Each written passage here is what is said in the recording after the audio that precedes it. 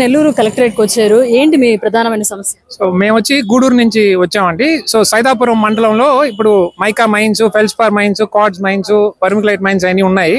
So ఏంటంటే ఒక last 2 months నుంచి మా పర్మిట్లు అన్ని బ్లాక్ అయిపోయినాయి. సో దానివల్ల ఫ్యాక్టరీస్ కానీ మైన్స్ కానీ అన్ని ఇప్పుడు స్టాప్ అయిపోయినాయి. అది దేనివల్ల అంటే లాస్ట్ 1 year కార్డ్స్ డిమాండ్ వచ్చి ఇల్లీగల్ గా చాలా మంది చేసి అంత మా ఇండస్ట్రీ దెబ్బతిని దాని ఎక్కువ డిమాండ్ కూడా ఇప్పుడు అంతా క్రాష్ చేశారు.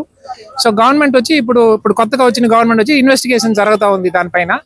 సో ఇది జరిగేటప్పుడు మధ్యలో ఏమైందంటే ఈ 2 months మొత్తం అందరూ లీగల్ గా చేసే ఫ్యాక్టరీస్ కానీ లీగల్ గా చేసే మైన్స్ కానీ అన్ని బ్లాక్ అయిపోయినాయి. సో మా రిక్వెస్ట్ ఏంటంటే ఈ ఇన్వెస్టిగేషన్ పార్టీకి జరగనియండి. అట్ ద సేమ్ టైం ఇప్పుడు మా ఫ్యాక్టరీస్ లో మా మైన్స్ లో ఒక 20,000 మంది నుంచి 30,000 మంది పనిచేస్తూ ఉంటారు సైదాపురం మండలంలో. సో వాళ్ళందరికీ కూడా ఉపాధి లేకుండా ఉంది. అదే మరి మాకు నెల కరెంటు బిల్లులు కట్టాల్సి వస్తుంది. సో అవన్నీ సార్కి కలెక్టర్ గారికి చెప్పాము. అదే మరి ఆయన కలెక్టర్ గారు ఎలక్ట్రిసిటీ డిపార్ట్మెంట్ వాళ్ళు కూడా చెప్పారు ఈ మరి ఏమైనా చేయమని మాకు స్పందించారు. అదే మరి డిఎంఓ గారిని మైనింగ్ వాళ్ళని కూడా పిలిచి చెప్పారు. ఈ మరి డిఎంజీకి పిలిచి తొందరగా చేయమని చెప్పారు.